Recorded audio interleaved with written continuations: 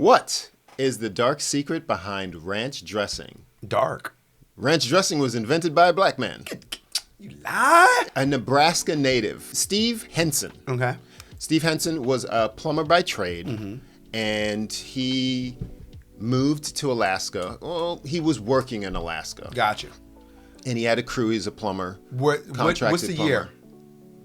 In the 50s. Early 50s. 1850s? 1950s. Okay, no, well, you never know. I didn't think ranch was that young. Yes, ranch is that young. Okay. The 1950s. Yeah, I mean, I thought it might have been around for a much longer time. Well, when he was in Alaska, he doubled as a cook. He loved to cook. And so he to make things a little variety, he developed his ranch dressing. And it was a hit. So he used it on salads, he used it as sauces, kind of like how we use it today. Yeah. And his original recipe was, I believe, buttermilk, sour cream. Boom. The spices, buttermilk, sour cream, mayonnaise, and then the dry ingredients, which are salt, pepper, parsley, garlic, and onion. Okay. Those dry ingredients with the wet. And he retired, moved to California. They bought a pretty big ranch, and it was Sweetwater Ranch. Okay. In California. Didn't really care for the name. And it became the ranch that is probably the biggest ranches in the world. Yeah, they named it Hidden Valley Ranch. And you guys know that name. Right? You all know that name. Now, I kind of like Sweetwater. So you might, if it were me, you'd be eating Sweetwater dressing. Yeah. They did parties. They did like a pop up, like pop-ups, kind of like would be like a modern day pop-up. No, what it was, they invited people to the ranch, and so they had people stay at the ranch, and they would cook for them. They would do chicken and all. Actually, they did a lot of beef. Okay, really? Yes, they did a lot of beef on the ranch. The wife would cook. He would make the dressings. He would cook as well. And so the ranch became a big destination for people to hang out, and it was known in the Hollywood circle as a place to be and party and hang out. So Hidden Valley Ranch was a place. The ranch became so successful that people wanted to buy it. Yeah. Problem. Obviously. Yeah, obviously. Bring us to this point where we're at right now. Yes and no, because it's really a challenge to sell a perishable item like milk products. Yes. The sour cream, the buttermilk, and the mayonnaise will spoil if you try to just... So he came up with the most brilliant invention. Yeah. And he just gave him the spices. He gave him the packets. Yeah. So he put envelopes together and started the mail order where he would mail them the dry ingredients, and they could mix their own with the buttermilk and the sour cream, you said? Yeah, buttermilk, sour cream, and mayonnaise. Mayonnaise. Okay. Yes. White on white.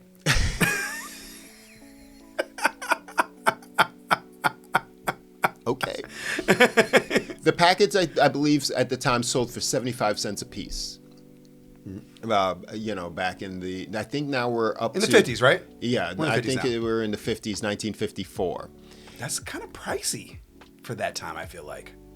Well, you got to pay for quality, my friend. I'm not arguing the fact. It's unclear to me if it included the shipping and the handling. Oh, okay. So that made more sense, yeah. But I mean, would you imagine that 75 cents back then in the 50s? What do you think that is? That's got to be like $4 or $5 at least. Because remember we watched Back to the Future, and you go into the thing, and the coffee was like a nickel. Yes. And that was the 50s. Type in 75 cents in 1950. Okay. In 1954. Pull it up. Yeah, why not? Why not? $8.50. Okay. Yeah, that's pricey for a package. Yeah. And you still got to buy your own buttermilk. Milk and other stuff. Sour cream. Yeah. I wonder what the volume that it made. Maybe it made a big batch. Yeah, that might make more sense. Yeah. That makes more sense. Yes. Oh, because we're thinking in units We're thinking about the little tiny. Yeah. I could buy ranch still to this day for $2-3. What do you mean? Yeah. Right. Yeah, it would have to be it would definitely. Yes. I would think so. Yeah, at least a gallon. So 75 cents package is worth $8. So I would think a gallon of dressing. Yeah, you if know. not more. Maybe it was like a package that you could do multiple with. You didn't use the whole thing if you didn't need to. That's true. So they would host guests, and then the guests loved the ranch. So they did sell jars of it as well. You know, they could take home, but then they sold the package for 75 cents. That makes sense. But I'm wondering, what would have been your alternatives to the ranch? If you're just digging on ranch, and obviously ranch is popular, right? What would have been like the dressing of the day? Really? Oh, right. I don't know. Right? Yeah. Yeah, like a vinaigrette?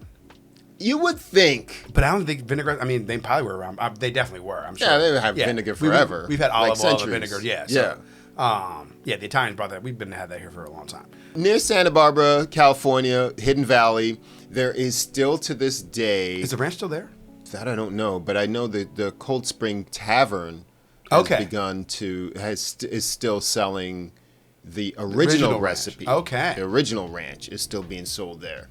Now, if the Hidden Valley is there, because that's where the headquarters was. So the Cold Spring Tavern is, because we didn't really talk about that real quick, is where it was there like shop on the ranch? It was near the ranch. Okay. Yeah, it's near the ranch that would sell their product. Yeah, the product. And so the business started to expand. And in the 1960s, Hidden Valley Ranch shifted. They stopped doing the They got bought out though, right? Did he sell it? Yeah, but I feel like they sold it later. So they started to make that their main business instead of having people over and having stays. And they were just sending out the packages and stuff like that. It's no longer a destination. Now it's their headquarters. Yeah. So yeah, they were sending the packages nationwide in the 1960s. So this is like, what, 12 years in the making? It's a good amount of time. And now they're making money. And now they're making money. And so the operation is growing and growing, and that's when you mentioned what? Getting bought out, right? Yeah, they got bought out. Who they got bought out by? Clorox. Yes. Yeah, the Clorox company. For, I think the sale was for $8 million. In the 60s, that's solid. Yeah, we won't look that up. No. We know that's a lot of money then. That's a lot of money now. Okay. But I just moved it. So, I mean, I can almost do it in my head. I put 75, and then it was like 855. So you're talking probably almost 100 million. What that 8 million would be. Oh wow. Yeah. I would guess. I don't know if it's. Remember, I moved the decimal twice, and it was because 850. The 75 turned into 855. Yeah, but that you did it for the change. So just if you put a 7, you move that up. That's still a whole bump up. Yeah, but you're doing 80. it from the 50s, 54. True. We're doing it from the 60. Okay, so we'll say 50 million roughly. 1972 was when Clorox bought them. They bought them in 19. Okay, so it's still close to like it's an obscene amount of money now though. Yes, yeah. I'm guessing $8 million. Probably like then in the 70s, in early 72. 70s? Yeah, 1972. Yeah. I'm gonna guess that was. I'm saying like 60, 70 million. Yeah, almost 10 times, almost 10x. Yeah. Oh, for sure. I can see that for sure. Yeah.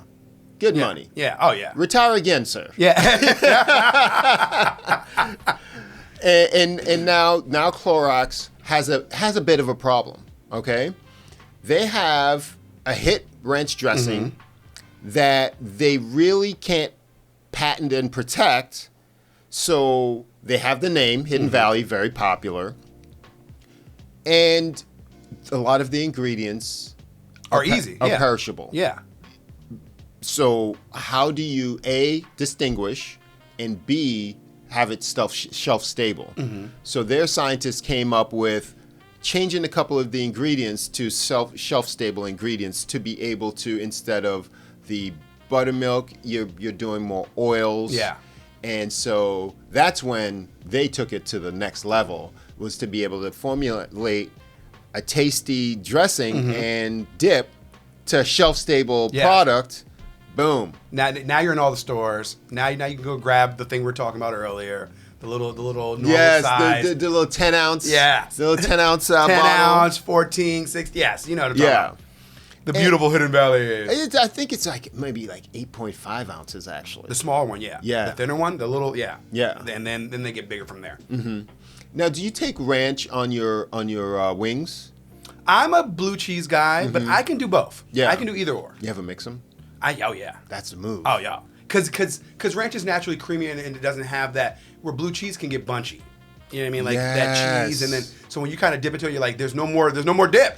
One wing can suck up all the real blue cheese and just leave you with blue cheese like chunks. And you almost like the blue cheese doesn't dip if it's like good chunky. That's what I mean. Cheese. Good blue cheese. You get one good dip. Yeah. Like a one good pull. And then you're left with liquid. You just left with blue cheese after that. Like chunky blue cheese. You're left with the rocks. Yeah.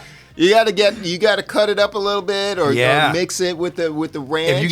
That's the best. You mix it a little. You get best of both worlds, baby. Gotta love that part. God, you got me thinking about wanting some wings for lunch.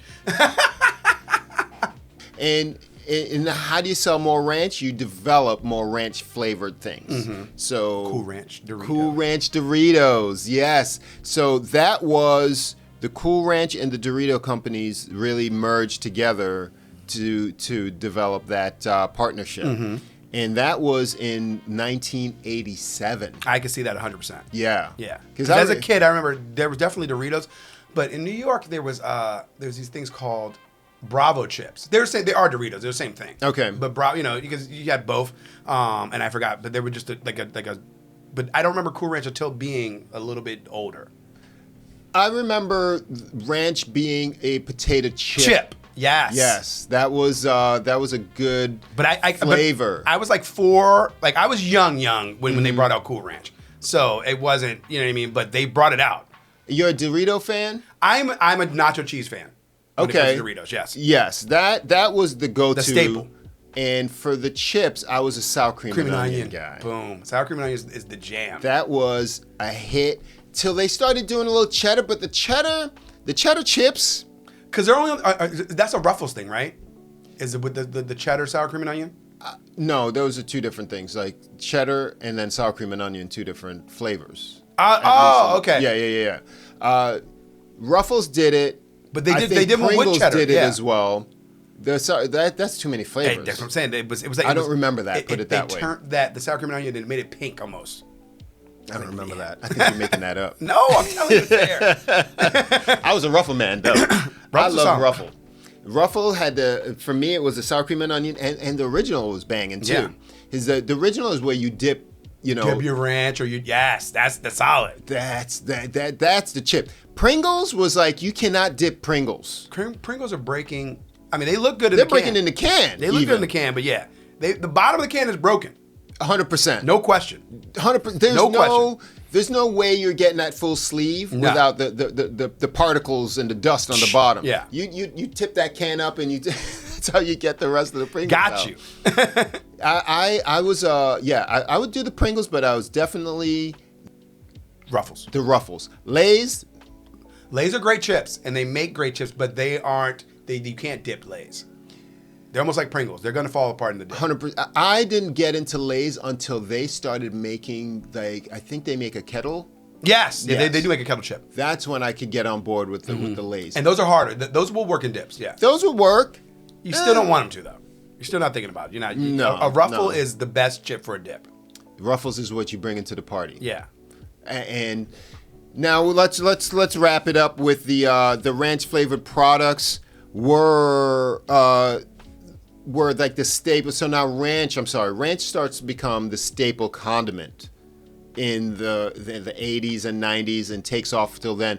I cannot think of a bigger dressing to where they had to start making like light ranch. Yeah. Which is ridiculous to me. Like, just have less dressing, okay?